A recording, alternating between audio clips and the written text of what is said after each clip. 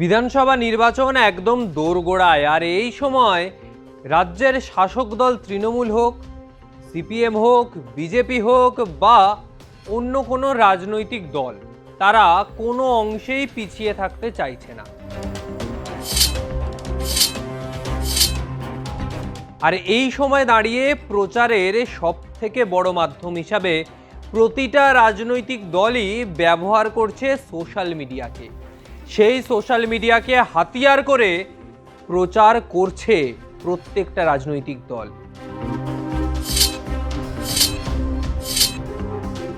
Vote বাক্সে একেবারে শূন্য বামেরা, কিন্তু সোশ্যাল মিডিয়ায় চোখ রাখলে নজর পড়ে অন্য ছবি। তাই কটাক্ষ করেই বিরোধীরা বারবার বলে বামেরা শুধু সোশ্যাল মিডিয়াতেই। ভোটের মরশুমে সেই কটাক্ষকে শক্তি বানাতে চলছে লাল পার্টি।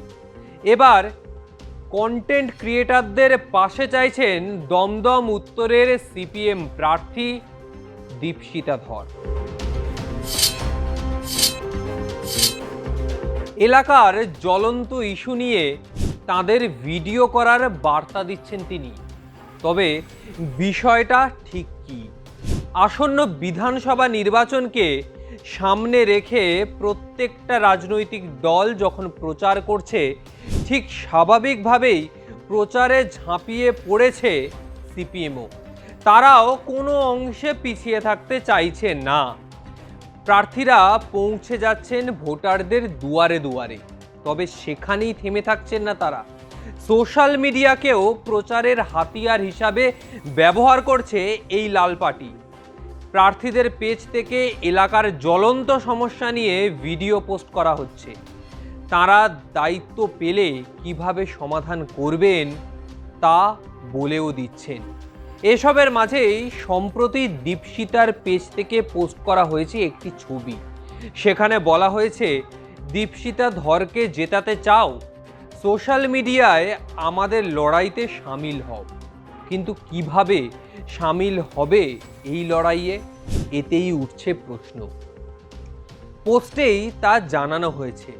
লেখা হয়েছে, উত্তর দমদমের বিভিন্ন জ্বলন্ত ইস্যু নিয়ে রিল, ভিডিও, পোস্টার বানাতে হবে, তারপর তা পোস্ট করতে হবে, আর কোলাবোরেশনে রিকোয়েস্ট পাঠাতে হবে প্রার্থী দীপশিতাকে। এইভাবেই সোশ্যাল মিডিয়ার মাধ্যমে প্রচার করতে চাইছে সিপিএম। এই প্রচারের উদ্যোগে কমেন্ট বক্সে বহু লোক বহু মন্তব্য করছেন, কিন্তু তাতে কি আদৌ শূন্যের গেরো কাটবে সিপিএমে? সে তো এখন সময়ের অপেক্ষা। কারণ একসময় যে রাজনৈতিক দল বলেছিল প্রযুক্তির বিরোধিতা করেছে, কম্পিউটারের বিরোধিতা করেছে, আজকে তারাই এই প্রযুক্তির সাহায্য নিচ্ছে তাদের শূন্যের গেরো কাটানোর জন্য। তারা যাতে শূন্যের গেরো থেকে বেরোতে পারে, সেই জন্য আজকে প্রযুক্তির সাহায্য চাইছে তারা। কারণ প্রযুক্তি ছাড়া আর কোনো উপায় নেই এই শূন্যের গেরো কেটে বেরোনোর, সেটা প্রত্যেকে বুঝতে পারছে। একদিকে কংগ্রেস, তারা কিন্তু কোনোদিনও এই বিরোধিতায় সামিল হয়নি। তারা প্রচার করছে, সোশ্যাল মিডিয়াতেও রয়েছে। তবে সিপিএম 2021-এর নির্বাচনে তৃণমূলের তরফে বলা হয়েছিল সিপিএম সোশ্যাল মিডিয়ার পার্টি। সোশ্যাল মিডিয়াতেই তারা রয়েছে, মানুষের মনে নেই। সিপিএম মানুষের দরজায় গিয়ে ভোট চাইলে ভোট পায় না, তারা শুধু সোশ্যাল মিডিয়ায় চিৎকার করতে জানে। সেটা কিন্তু প্রমাণ করে দিল সিপিএম। কারণ 21-এর নির্বাচনের ফলাফলের পর সিপিএমের উত্তর শূন্য। গোটা বিধানসভায় 294টা আসনে একটা কেন্দ্রেও সিপিএম জিততে পারেনি। আর এবারে সেই শূন্যের গেরো কাটাতে মরিয়া সিপিএম।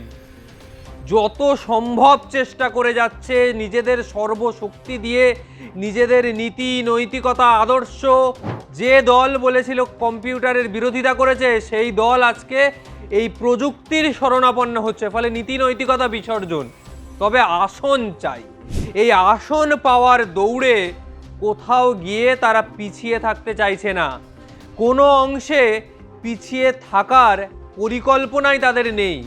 যখন প্রত্যেকটা রাজনৈতিক দল মাটি কামড়ে পড়ে রয়েছে, একচুল জমিও কোনো রাজনৈতিক দল ছাড়ছে না, আর ঠিক সেই সময় দাঁড়িয়ে প্রত্যেকটা রাজনৈতিক দলের একটাই উদ্দেশ্য, বিধানসভা নির্বাচনে কিভাবে দলকে ডিভিডেন্ড দেওয়া যায়। প্রত্যেকটা প্রার্থী এই উদ্দেশ্যেই লড়াই করে চলছে। সেইখানে কোনো রাজনৈতিক দলই যে কোনো অংশে পিছিয়ে থাকতে চাইবে না, সেটাই স্বাভাবিক। আজকের মতো বিদায় নিচ্ছি, তবে বিভিন্ন সময় বিভিন্ন আপডেটেড খবর নিয়ে আমরা আসবো আপনাদের সামনে। ভিডিওটা ভালো লাগলে লাইক করুন, কমেন্ট করুন, শেয়ার করুন, আপনার মতামত জানাল, চ্যানেলটি সাবস্ক্রাইব করুন। আগামী সময় আর অন্যান্য ভিডিও নিয়ে আসবো। আজকের মতো বিদায় নিচ্ছি, নমস্কার।